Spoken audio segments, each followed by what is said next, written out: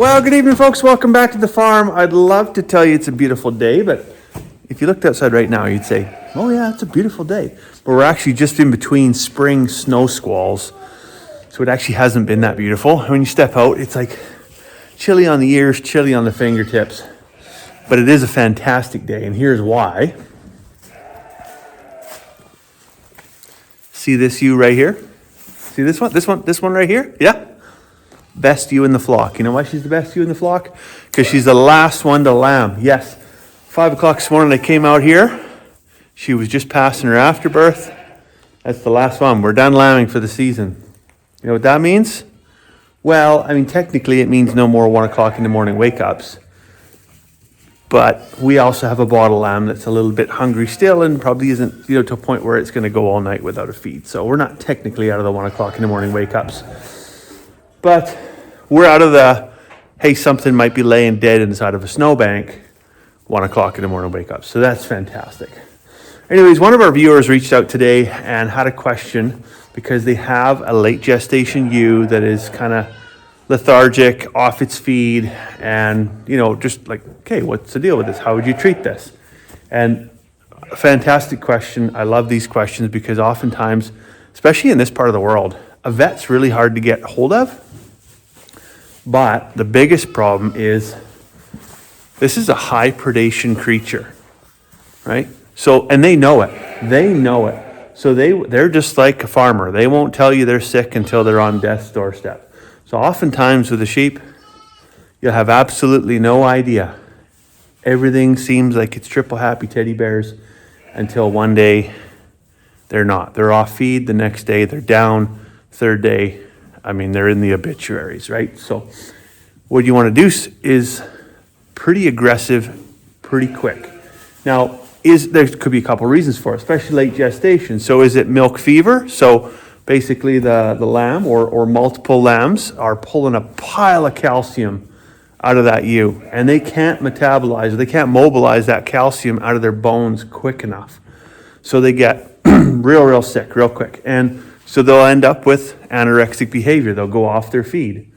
If it goes on long enough, that can cause the rumen to stall out. And so even if you treat them for the milk fever, you give them calcium, and it seems like, yeah, we've treated the problem, they still won't go back on their feed, and they can end up in a state of ketosis. Well, that sounds pretty familiar to another big sheep problem that's also late gestation to early parturition, which is pregnancy toxemia, or twin lamb disease, essentially. So same thing, pile of nutrients get pulled out of the ewe, and so they need high sugar intake. So grain, good quality hay, molasses, dextrose, that kind of thing, right? So the two present very, very similarly. Oftentimes when you find a ewe that's off feed, you should probably treat for both. Honestly, just treat for both, because she can't tell you, she can't tell you, she can't tell you. And what could it possibly be? Well, they're getting good quality feed, but who knows how much these hungry little buggers will pull out of their mom. It's an incredible amount, actually. So that is one reason, actually, why we feed a daily grain ration, and we mix it with a few alfalfa pellets, and then we mix it with half a pail of molasses. Now, that molasses is a 28% protein sheep supplement, so it's not just straight molasses. It has protein, but it also has all the mineral in it as well. So as opposed to feeding loose mineral, a powdered mineral, or a mineral block, we feed it in a liquid form. So we have multiple lick tanks throughout the area. They got 3 free choice lick tanks that they can choose from, plus that grain molasses daily ration that they get as well. And so that fends off any concern around twin lamb disease, milk fever, all of that. But what do you do?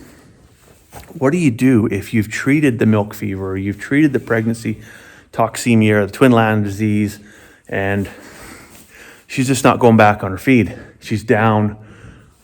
This is a bad situation. This is time for rapid intervention, right? So what you can do, this is crazy. I know this is crazy to think that you would do this to a pregnant animal, but grab them by the jaw, head around, get them up into the sitting position, just like you would to shear them or to trim their feet, and take a bottle of brown ale or stale beer, anything like that, and just glug, glug, glug, pour it down their throat. Now, of course, to a point where there's compliance. You don't want to drown anybody. You're not trying to waterboard them with Coors Light or anything like that. But try and get some beer into their stomach. Now, I don't know necessarily what it is. It kind of goes against logic to think that you would put something gassy or carbonated into a sheep's stomach and that would somehow help its rumen get started. But there is something in the beer, and there's no science behind it. It's just one of those things that just works. Whatever it is in beer will kickstart the rumen and get it going again.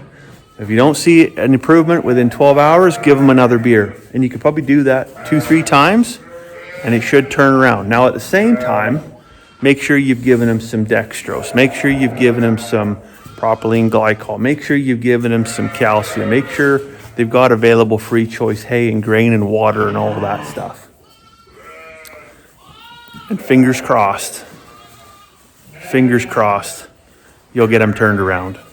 But it's a short window for success. Now, if you're still not quite there, like how could it really be that they could get, milk fever, or they could, twin lamb disease? Like how is that even possible? We think about Louise here. She's not that much different in weight to a human female. But when she gives birth, she's given birth to 24 pounds, between 20 and 24 pounds of lamb, right? Set of twins. Some of them will throw triplets. They might even throw quads. So imagine if you had to give birth to a 24-pound baby, or even 2 sets 12-pound twins. Like, that's just like unfathomable, right? So it takes a huge amount of energy out of mom.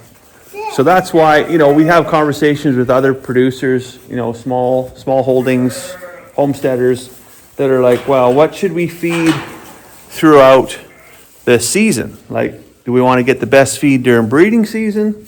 Do we want to get the best feed prior to lambing? Do we want to have the best feed after lambing when they're lactating?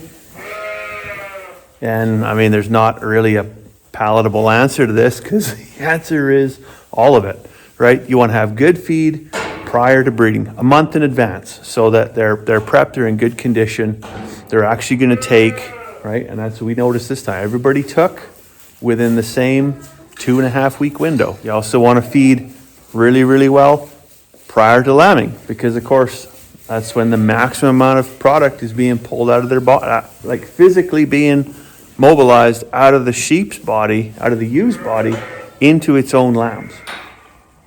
And then once they're lactating, if you want to make any money off them lambs in the fall, you probably want to make sure she's making lots of milk. Well, how do you do that? You get in what you put out. So it's all about diets, to be honest. Anyways, I hope you found this video useful. If you did, that's great. If you didn't, feel free to reach out with any other questions you might have. I'd be happy to help. Happy lambing.